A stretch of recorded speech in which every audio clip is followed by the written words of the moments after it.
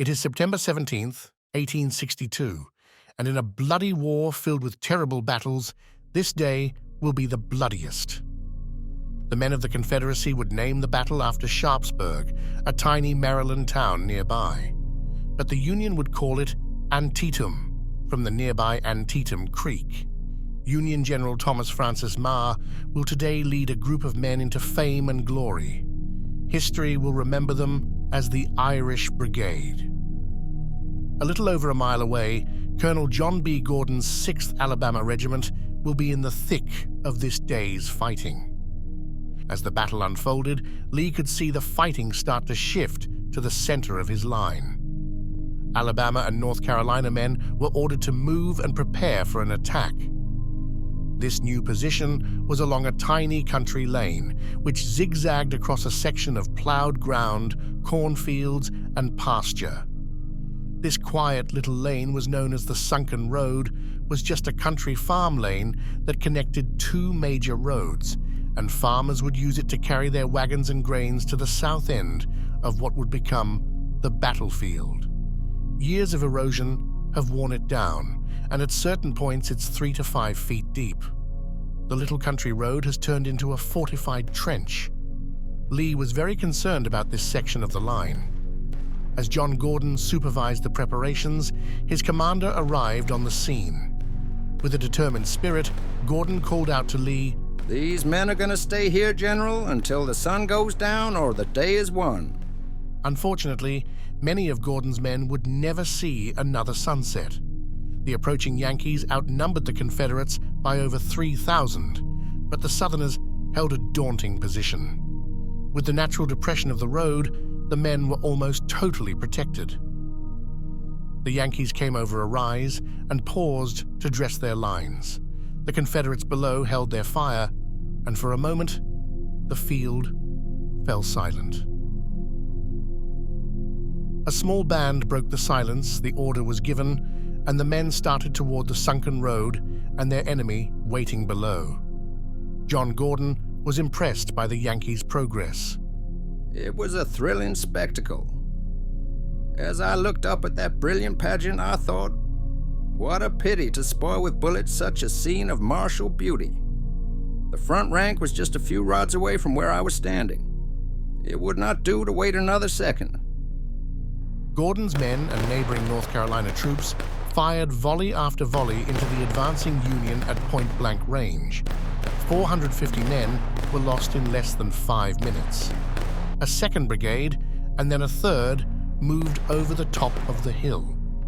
The sheer firepower of the Union was having some effect, but despite casualties, the strong position of the Confederates on the road was blunting the Yankee attack. General Thomas Meagher led his Irish Brigade to the sunken road around 10:30 a.m. They were immediately met with the full ferocity of the Southern defense. Volley after volley ripped through the Irish, and half of the 63rd New York fell in just one of those volleys. The Irish were being shot to pieces. Although most of their officers were killed and they were taking enormous casualties, they were also inflicting their own punishment. They were armed with smoothbore muskets, which fired a large ball along with 3 smaller shots of ammunition known as buck and ball. These muskets were completely inaccurate at a distance, but now, at 30 yards, they were pure death. The Irish had taken some of the heaviest fire of the war and held their ground. When they were finally relieved, 540 of their brothers lay behind them on the field. The Irish would again see fame on the battlefield, but they were never the same. With the relief of the Irish Brigade by Caldwell's men, coupled with the fact that most of the Confederate reinforcements had failed to arrive, the fight on the small country road started to change. Federal fire was now pouring in on the Southerners from all directions. It was hell on earth. Every 2 seconds, a man is killed or wounded, the dying stacked upon the dead, 3 deep in some places. But the Southerners continued to fight. One group of Arkansas and North Carolina men stubbornly held their ground only 100 yards east of the lane. When their ammunition ran out, they energetically waved their flags and taunted the Yankees into believing they could still fight. When Lee's chief of staff asked General Longstreet, "Where are your men?" Longstreet pointed to the waving flags and flatly stated, "There they are, and they haven't a cartridge." As the day's fighting ended, Lee's army would remain in position for the next day's fighting, but alas, the Union declared the battle a resounding victory, and Lee marched his army back over the Potomac. The great invasion of the North was over. The Confederates lost over 2,500 men defending the Bloody Lane. The Union lost over 3,000 trying to take it. In all, over 23,000 men were either killed or wounded. No day in the entire war would surpass the bloodshed on September 17, 1862. Union General Thomas Francis Meagher was rumored to be drunk on the greatest day of his life. During the battle, he fell from his horse and was stunned. He was carried off the field.